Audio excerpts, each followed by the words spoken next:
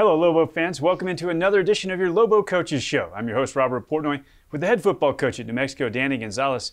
Coach G, another really competitive game. This one against your old school, San Diego State, where you were with Coach Long for so long. I know it was an emotional event having them in your house for your senior day, and then things got away from the Lobos again in the second half. They did. I mean, it was a competitive game early.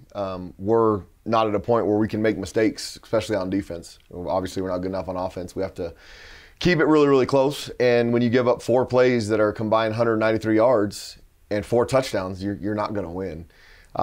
We had some true freshmen out there again that made some mistakes. I mean, they're growing up in front of our eyes, but they got to make those plays. And there were 2 of them were 3rd down, 1 was a 4th down. We either get off the field or it's our ball. But the other happenstance was they scored on those 3 plays, and that was the difference in the game.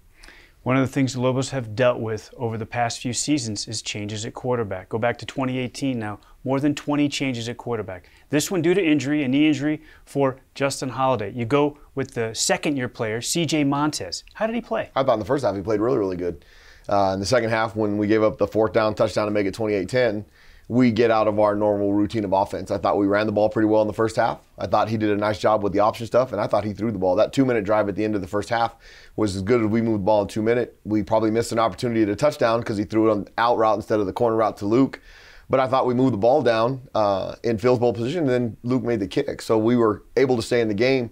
The special teams gaff where we snapped the ball and J.C. Davis hit it, trying to roll out because they were putting some significant pressure on our punter. It probably changed the tide of the game because it was 14-7 at that point, and we get a 3rd and 14, and we give up a long touchdown pass by one of our freshman safeties. The San Diego State offense had been struggling early in the year. They made a change at coordinator and quarterback, and they came into this game rolling. You guys slowed them down a bit in the first half. I think San Diego State's probably playing the best in our league right now. What happened against Fresno State to them in the final minute 7, I mean, that must have been the stars were aligned that they weren't going to win that game because I think they're the best team from that side. And I think right now they're the best team in our league. San Jose State has some injuries. They were playing really good early, but San Diego State's rolling right now. And give Jeff Corton a lot of credit. I mean, he's done a great job in the 5 weeks that he's been calling plays. Jalen Maiden played safety in their game against Boise, over 60 snaps.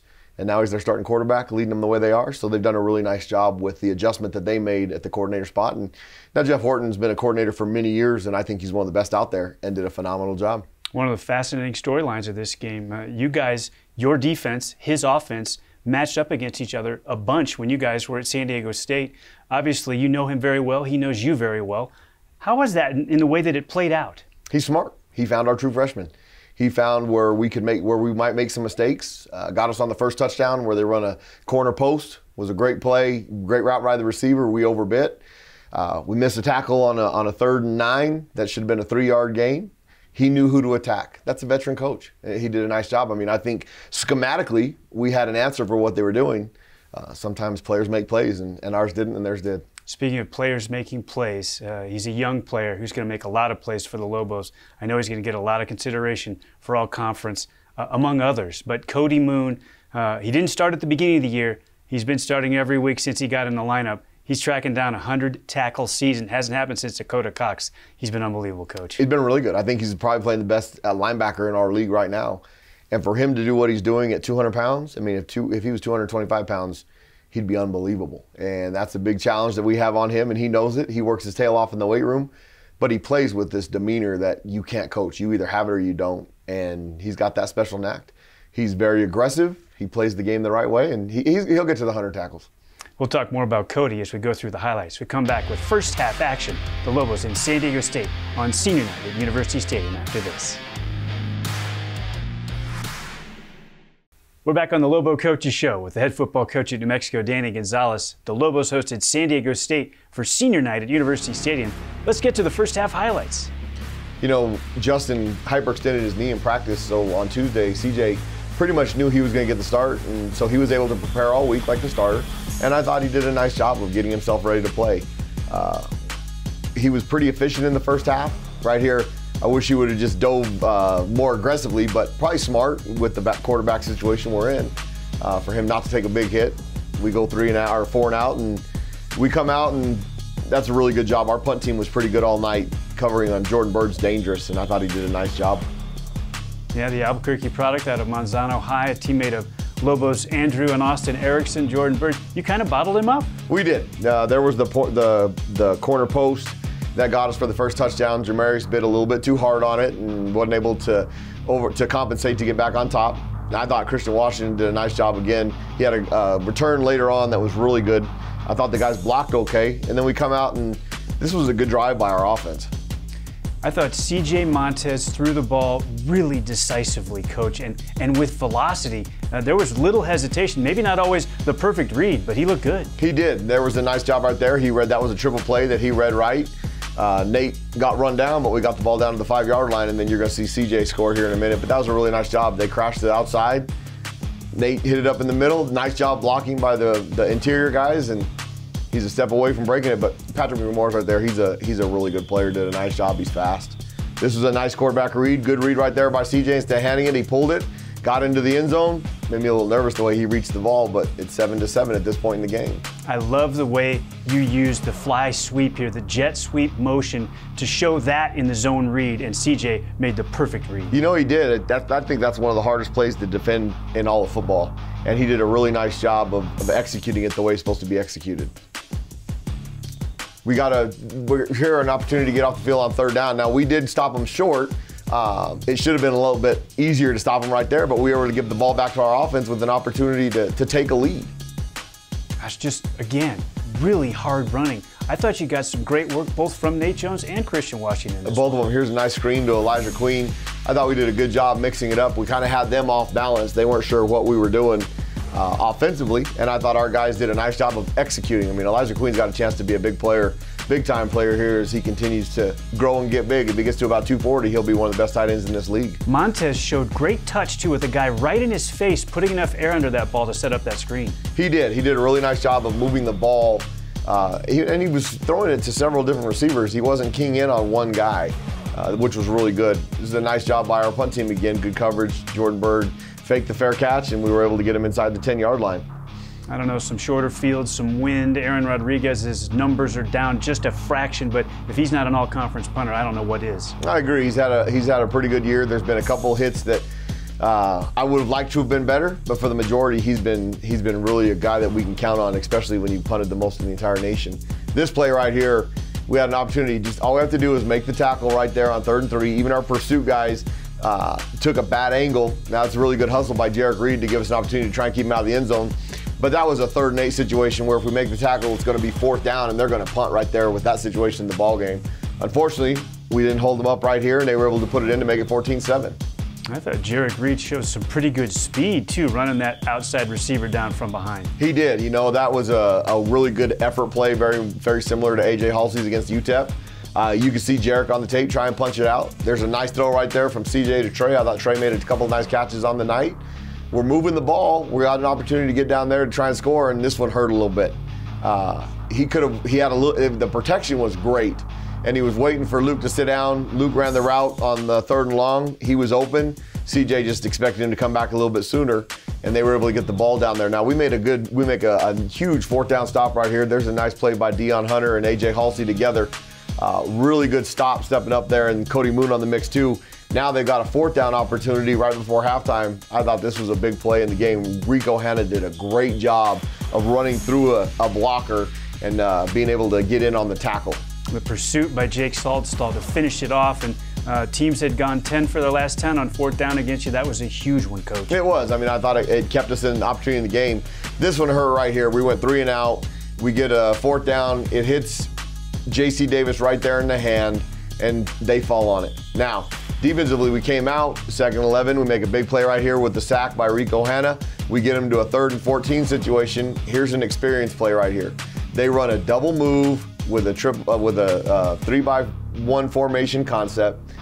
The guy runs a 5-yard route right here. You're going to see him right there on Christian Ellis. He stops at 5 yards, stutters, and then takes off.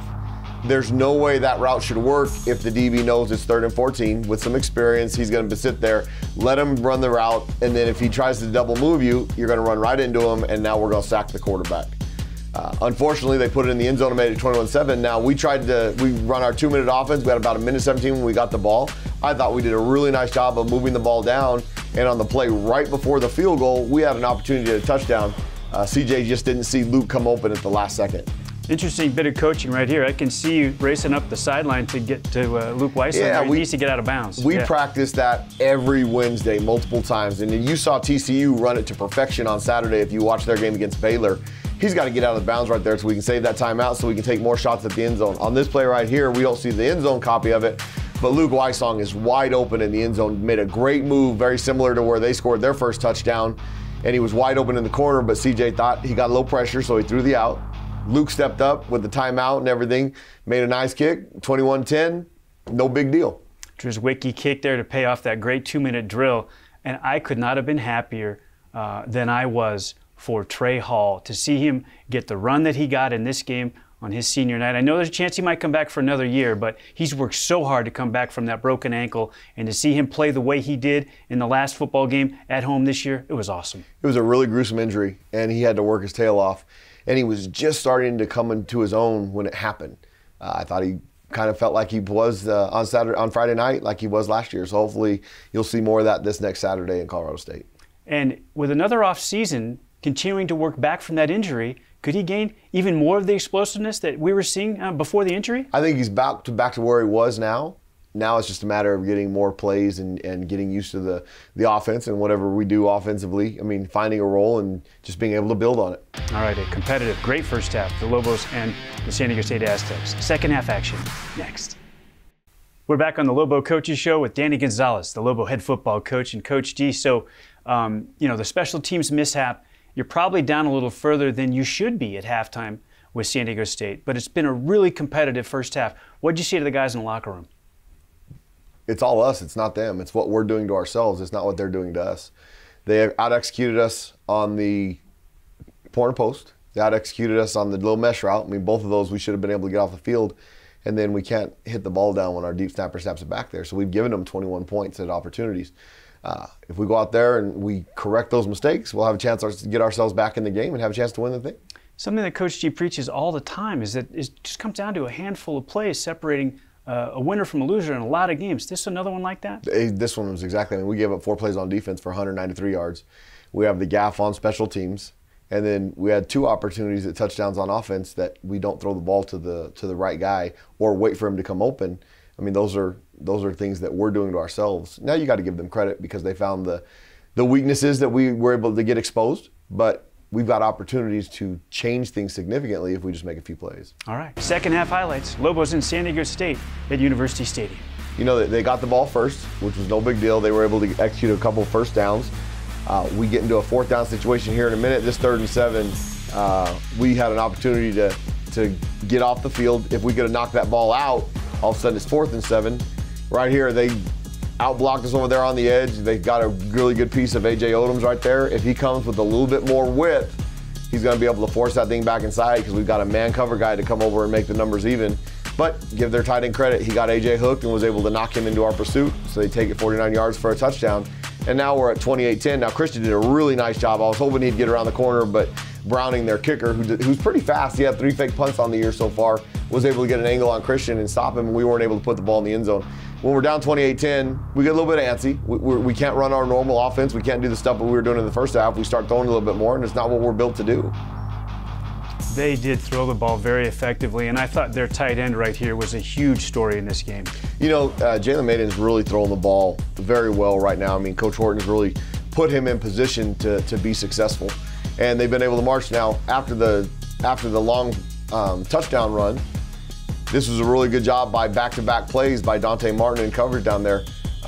We gave up 2 more field goals. We got to be able to score points to stay in these football games. I mean, we gave up 4 on individual plays, and then they were able to drive the ball and kick a couple field goals. Like I said, we were not built to do this. You can see them getting a lot more pressure than what we're used to. We had a penalty that put us back in the 2nd and long, and then we get sacked, 3rd and 22. That's not what we're built to do. So in the past game, I mentioned the tight end Redmond, but overall, I mean, Mayden, he mixed it up too. He found a lot of different guys. He did. Really nice play right here by Jarek Reed. We got them into a 4-by-1 formation. We did a really good job of disguising the coverage. He thought it was going to be one-on-one with press coverage out there. Dante bailed. Jarek made a good read and was able to get the ball out. 3rd and 3 right there. Luke's got to do a better job of running to the chains or putting his foot in the ground and getting vertical. I mean, it's designed to do that. They blocked that up really nice right there. We didn't come underneath and make that thing bounce, and they were able to get some positive yards. They're going to be able to get themselves down here in field goal position again. Here was a big 3rd down run that Maiden was able to execute for a 1st down.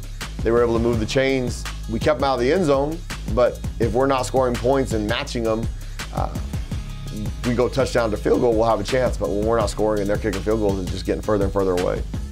We talked a lot about the pass game for San Diego State. What about the way you guys defended their rushing attack?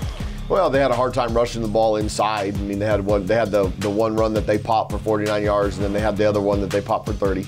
Outside of that, I thought we did a really good job of forcing them to throw the ball. The problem was they made more plays in the passing game than we did in coverage.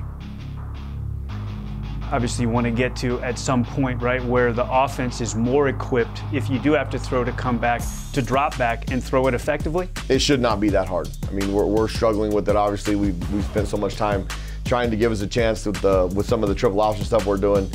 We've got to be able, and we've got athletes that are good enough up front to do that. I mean, I think J.C. Davis is one of the best tackles in our league and has played that way. Colin James does some really good things at center. He's been hot and cold. Now that he's been back from injury, he's been hot and cold. We need a little bit more consistency out of him because he's really talented. We get DJ Wingfield back next year. We'll have DJ, Issei, CJ. Isaac has another opportunity at another year. And then you got J.C. Davis, and then Tavian Ford can mix along one of those guard spots. We're pretty okay at the offensive line. Those guys just need to get better with what we do through spring practice, and we'll have a chance to be competitive. Now, we need to find some receivers.